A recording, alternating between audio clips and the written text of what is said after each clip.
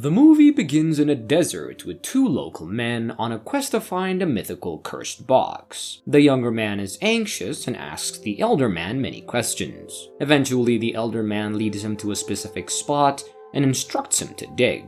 Reluctantly, the younger man starts digging and eventually uncovers the legendary demonic box. The elder man was terrified and treats the box as something sacred. Once the younger man confirms the story, they return to the village. On their way back, the younger man complains about why they had to travel so far when the elder man could have just told him the story at home. He believes the people in the village would be amazed by what he saw, and in response, the elder man becomes angry and threatens to shoot him with a rifle, insisting that no one could know where the box is buried. Shockingly, the elder man ends up shooting himself as well. The movie then shifts to a different location and timeline in history. The cursed box has passed through various owners and transformations, but still exists in the world. We're introduced to a man named Bryce who owns an escape room business. His business is successful and he wants to find new ways to make the games more exciting and engaging, especially with competitors in town. Bryce's friend tells him he's overthinking it, and Bryce decides to visit an antique shop to find some scary props, but he doesn't find anything that catches his eye. However, to his surprise, he discovers the same cursed box behind the owner's desk. He asks if it's for sale, but the owner, Ramona, tells him that it cannot be sold. Ramona then briefs him on the history and journey of the box, making him even more fascinated. She explains that as long as the box remains unopened and secure, tragedy will be avoided. However, she warns him that it's not for sale. Meanwhile, Bryce notices a phone in another room and seizes the opportunity to steal the sacred box. When Ramona returns, she sees the money on the desk and realizes that Bryce intends to buy the box. She murmurs the words, "Don't say I didn't warn you." And in another part of the story, we meet a couple named Angie and Jeff. Jeff is a video game enthusiast, and Angie often seeks his attention. She asks him for quality time together, but he was too busy with his games. She becomes frustrated but agrees to go on a double date with their friends Ben and Jess. Jeff discovers a call from Ben to confirm the plans while he was at Jess's house waiting for her to get ready. Ben tells Jeff that he plans to ask Jess to move in with him soon, and Jeff congratulates him, and their conversation ends with Jess coming to join them. They all arrive at the escape room in the city, which happens to be Bryce's. This is the day Bryce decides to incorporate the cursed box into his business for added excitement.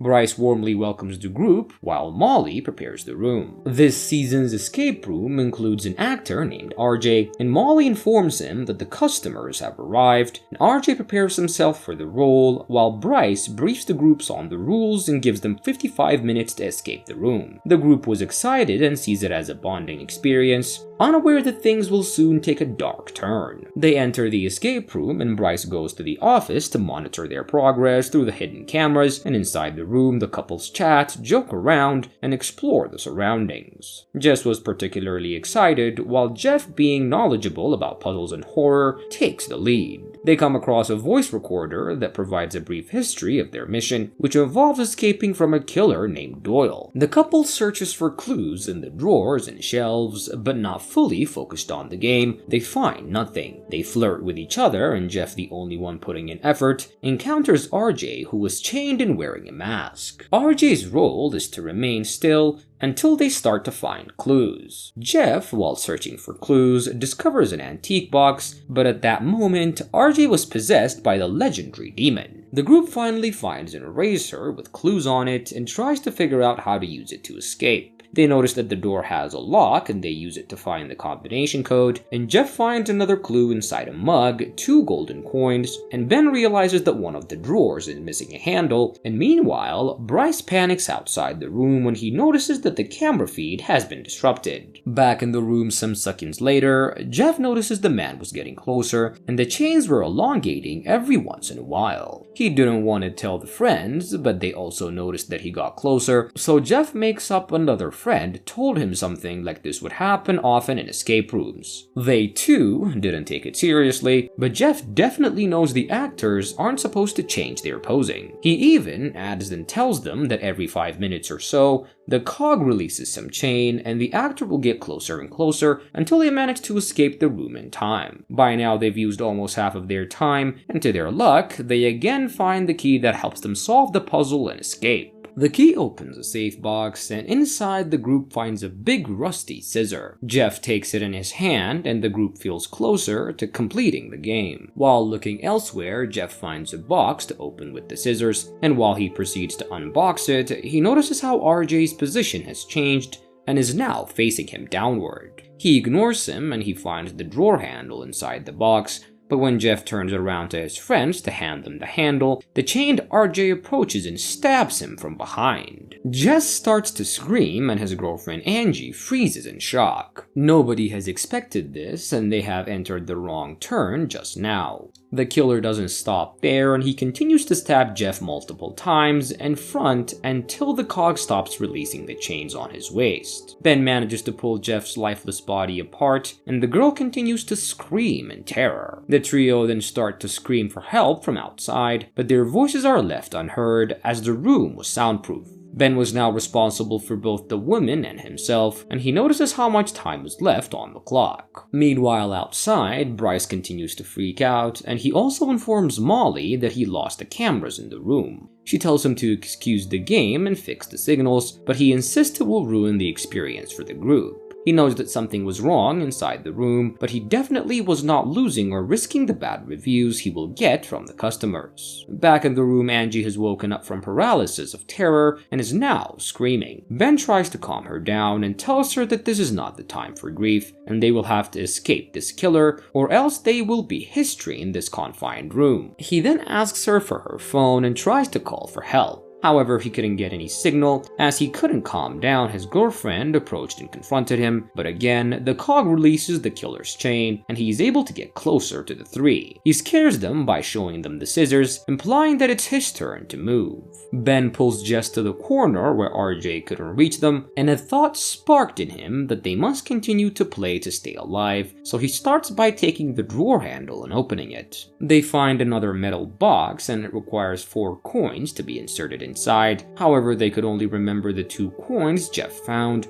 and another 2 coin will remain. As they continue to solve the painting puzzle, Angie was still terrorized by the loss of Jeff, and she is now seeing him call out to help him. Of course, she is hallucinating and he is dead, but she approaches to check if he is alive. In the meantime, the cog releases the chains and the killer strikes with the scissors right through her head, killing her instantly. RJ then pulls up a chair and sits down. Now mind you, this is RJ possessed by a demon, not the RJ we have seen previously as an actor. This is an actual demon trying to kill them. The only survivors are now these couple, and after calming themselves down, they manage to crack the puzzle of the painting, which leads them to find the remaining coins. However, they forget to remember where the 2 coins are, and to their surprise, RJ shows it in his hand, urging them to come and get it. When we go back to Bryce, he acts weirdly pale and refuses to open the doors. Molly, however, was still urging him to fix the problem, and the couple are now hopeless as for the coins because obviously they are too scared to gamble with their lives. But Ben sees a smoke detector on the ceiling, and he proposes to Jess that he has a lighter in his pocket, and they could use it as a distraction to grab the coins. Ben will be distracting the killer, while Jess will be hopping on the table to be able to create the smoke. Ben starts by walking in front of RJ to see him, and approaches while Jess heads to do the plan. But RJ sees them both and can't give them enough time to create the smoke, which leaves them in a desperate position again. Bryce and Molly shortly decide to see the footage before the signal blacks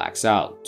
When they check it, they're surprised to see that RJ is the one who purposely pulled the wires out, and he had no reason for doing that, but while taking a closer look at the footage, the duo noticed that the antique box had been opened. Back in the room, Ben couldn't just sit down and wait until the cog finished releasing the chains, so he decided to face him up front. But if anything happens, he's already said his goodbye to Jess. When he walks up front, RJ shows him the coins along with the scissors he was holding, and Ben was frightened, of course, but he decides to fight like a man. But this foolishly results in his tragic death. After his demise, Jess is left alone with the killer, but this time when the cog stops, the demon decides to hand her the coins himself. She picks it up and then expresses her grief toward her friend by screaming at him. However, she doesn't lose hope and she inserts the remaining coins, and this gave her a new lead, but to her dismay, there were again symbols and more word clues. Outside, Bryce seems to decide to do something about it, so he opens and bursts into the escape room. However, just as he enters, RJ knocks him over and closes the door behind him. Bryce quickly alerts Molly to call the cops, but still, the lady inside is locked in with the demon. By now, only 10 minutes remain until her time ends, and Jess is now freaking out to be saved. While Bryce drops the keys to the exit and Jess sees it, however, RJ picks it up and throws it elsewhere so she can't escape.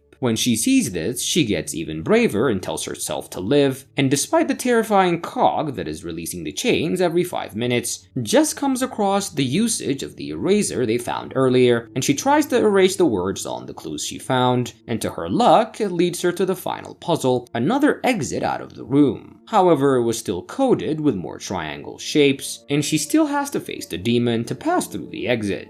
At the final moment of truth, the demon inside RJ raises his hand to hypnotize her, just like the way he did with Angie. Jess shortly starts to get distracted by the hallucination she was seeing. Everybody was asking her to save them, meanwhile her clock was ticking, and she's left with less than a minute. She snaps out of it and asks if he is even a human, realizing that this is some kind of supernatural force. She commands it to get out of her mind and she successfully resists it, and she quickly rushes to the exit and starts to fill in the symbols she decoded. The doors open and she escapes from the murderer, and the demon couldn't get to her, and he was held bound by the chain and was not able to go further than his distance. The film comes to a close and we see the sole survivor Jess run out of the haunted place with the demon applauding for her victory. Shortly after, the police barge into the escape room and kill RJ by shooting him repeatedly until he falls lifeless. In the aftermath, we see the cops taking out the dead and investigating the matter, and Bryce is still unquestioned, and he even looks paler than before. He whispers at Jess while she was in the ambulance and then walks off into the city. It seems like the demon never really died with RJ and he is possessing Bryce. Sometime later, the sole witness of the incident, Molly, comes to the original antique shop to return the box, and Ramona takes it and tells her she did the right thing to bring it back, but she also informs her that the demon never forgets a face and never leaves the ones it comes across. She farewells Molly by cautioning her that the demon may appear in her lifetime sometime later, yet it could be a very, very long time, and she should always look over her shoulders.